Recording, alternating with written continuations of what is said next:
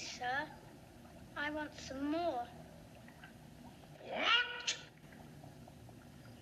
Please, sir. I want some more. Final Fantasy VII Remake made quite the splash when it arrived in 2020. Hard to believe it's already 2022. Still, as we head towards summer, it's an odd feeling, because I don't know which game I'm more excited to see more of, Final Fantasy XVI or Final Fantasy Remake Part 2. While that thought circulates in my mind, I can't help but contemplate the nature of Final Fantasy Remake as a whole and how it will affect the release of Part 2, or any future parts for that matter. I mean, really consider this for a moment. There's never been a game quite as ambitious as the Final Fantasy Remake project.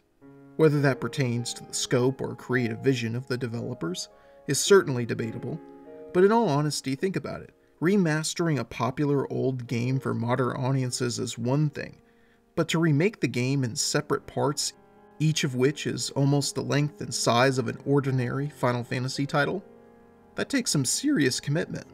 If every game covers roughly the same portion of ground as the first remake game did, this could take the developers easily 5 more games to complete the entire story. I'm not complaining about this, mind you, I'm simply making the point that these games may not cover as much as we think within each entry. I want to take a moment and focus in on Final Fantasy Remake Part 2. We know it will pick up after the events of Intergrade's bonus cutscene. We also know it will be informed by the gameplay editions of Episode Intermission. Thanks to comments by Tetsuya Nomura.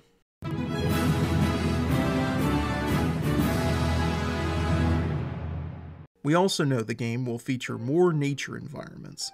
Comments from other members of the leadership team have also hinted that the game world may be more open in its design than the first remake episode.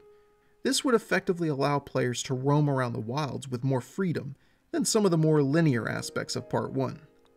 Naoki Omaguchi commented on the possibility of seeing a world map in Part 2 given that they will likely be expanding upon the breadth of the world.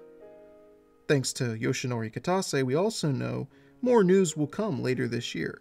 I would expect to see announcements made either at the PlayStation press conference in the summer or during the Square Enix Presents show. I'm sure, like many others, the wait for more information on Remake Part 2 has driven them nuts, waiting to see what little tidbits will spill out into the wild. Then come the obligatory reaction videos, which we gobble up as we drift to our favorite channels to see what everyone has to say. Now mind you, I'm not criticizing this little ritual, I'm merely commenting on its cyclical occurrence. I do think there's a lot of these reactions awaiting all of us this summer, but then again I'm sure I'll be there as well making some videos about my thoughts on a variety of subjects. I've spent much of the time between the release of Remake Part 1 and now contemplating Nomura's plan for the next Kingdom Hearts installment and his plan for the world of VII Remake. It wasn't until recently that I started really considering the future of Final Fantasy VII Remake. I've always liked the idea of what this project represents, and to be honest, if I shared my full opinions on Remake, some Final Fantasy fans would swear I was delusional, so I'll refrain from going down that rabbit hole. I only mention it because there's something about Part 2 that's got me wondering if it steers much closer to the original, or if the developers will continue to push the narrative in ambitious new directions.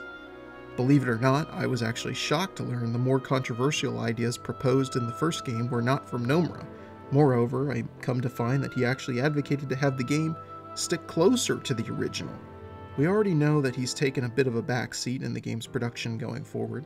He moved from game director to creative director of all Final Fantasy VII projects. The fact that Nomura is slightly less hands-on than before, it might actually lead to even more deviations than the first remake game. If Final Fantasy Remake Part 2 tries to go bold and alter more of the original's narrative, it's going to need to really bring the big guns and go for broke. I get the sense that the developers have some really cool idea they feel is a sort of payoff for making these alterations. Only time will tell if this gamble pays off. I know for some, they are adamant that no matter what happens down the road, it will always be inferior to the original. Maybe that's true, but I get the feeling the goal of Remake isn't to be better than the original. I think it's trying to be more epic in scope and narrative, like a grand operatic performance that leaves the crowd speechless before they all stand up and applaud. Of course, this only works if people think the finale is equal to or greater than the build-up. There's just one problem with the entirety of the remake project, and this is something I touched on briefly already. The first game didn't cover a whole lot of the original's narrative. It's unclear when the second will be finished, but it has no doubt suffered delays due to everything that happened in the last 2 years. Thus, I consider the launch window for Remake Part 2 to lean more towards summer or early fall of 2023, and that's at the earliest, well, as far as my prediction goes. The reason I'm bringing up the release date is this.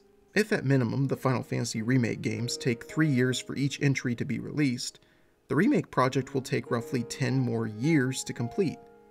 Unless the team has found a way to speed up the narrative and wrap it up within the next 2 games, these games would be Remake Part 2 and Remake Part 3. I doubt that they can keep the scope they're trying to accomplish and also cut back on the number of games, but I don't want to rule anything out. You never know what they'll do to surprise you. I'm curious to see how enthusiastic the fanbase will be if the entirety of Remake takes more than 10 years to release. I'm not actually concerned myself, but I do think it's sort of crazy when you really think about it. Either way, we can be sure of one thing. Given how the last game ended, it's a pretty safe bet Part 2 will have some surprises in store for us. And with that, we've reached the end of the video. If you enjoyed it, please consider subscribing, hitting the like button, and clicking that little bell for notifications so you don't miss out on any new videos as soon as they drop. Thank you so much for your time, I really appreciate it, and have yourself a great day.